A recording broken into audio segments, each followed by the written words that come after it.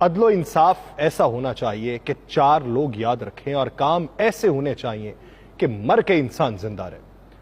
ایک واقعہ ہے کہ ملزم ایک 15 سالہ لڑکا تھا، ایک سٹور سے چوری کرتا ہوا پکڑا گیا۔ پکڑے جانے پہ گارڈ کی گرفت سے بھاگنے کی کوشش کی، مزاحمت ہوئی اور مزاحمت کے دوران سٹور کا ایک شیلف بھی ٹوٹ چکا تھا۔ جب اسے عدالت کے سامنے پیش کیا گیا، جج نے فرد جرم سنائی اور لڑکے سے پوچھا کہ کیا تم نے واقعی کچھ چرایا تھا؟ تو آگے سے جواب آتا ہے بریڈ اور پنیر کا پیکٹ چرایا، اس کا میں اعتراف کرتا ہوں۔ جج صاحب پوچھتے ہیں کیوں؟ جواب دیتا ہے مجھے ضرورت تھی۔ بہت مختصر جواب۔ جج صاحب کہتے ہیں خرید لیتے، تو جواب دیتا ہے کہ پیسے نہیں تھے۔ جج صاحب پھر کہتے ہیں گھر والوں سے لے لیتے۔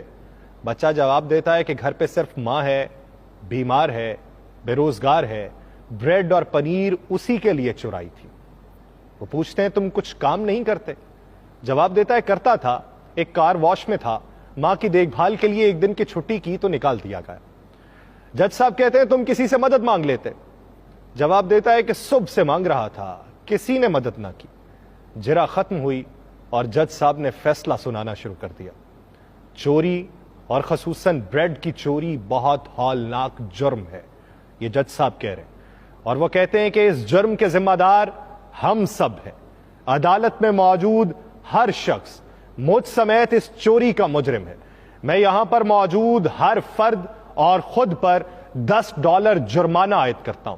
$10 ادا کیے بغیر کوئی شخص کورٹ سے باہر نہیں جا سکتا۔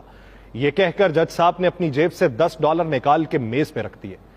اس کے علاوہ ان کا یہ کہنا تھا کہ میں سٹور انتظامیہ پہ $1000 جرمانہ عائد کرتا ہوں کہ اس نے ایک بھوکے بچے سے غیر انسانی سلوک کرتے ہوئے اسے پولیس کے حوالے کیا۔ اگر 24 گھنٹے میں یہ جرمانہ جمع نہ کرایا گیا تو کورٹ سٹور سیل کرنے کا حکم دے دے گی۔ اور فیصلے کے آخری ریمارکس یہ تھے کہ سٹور انتظامیہ اور حاضرین پر جرمانے کی رقم لڑکے کو ادا کرتے ہوئے عدالت اس سے معافی طلب کرتی ہے۔ فیصلہ سننے کے بعد حاضرین تو اشک بار تھے ہی، اس لڑکے کی تو گویا ہچکیاں بندھی ہوئی تھیں اور وہ بار بار جج کو ایک مسیحا کے طور پہ دیکھ رہا تھا۔ یہ فیصلہ میرے ملک کی کسی عدالت کا نہیں ہے، یہ فیصلہ فرنگیوں کے ملک کی عدالت کا ہے۔ شاہ والا کفر کے معاشرے ایسے ہی نہیں پھل پھول رہے، اپنے شہریوں کو انصاف ہی نہیں عدل بھی فراہم کرتے ہیں۔ کفر کا معاشرہ ایک مثال سے باقیوں کی زندگی بے مثال بنانا جانتے ہیں۔ شاہ والا کفر کے معاشرے انسانوں کی بنیادی ضروریات زندگی سمجھ رہے ہیں۔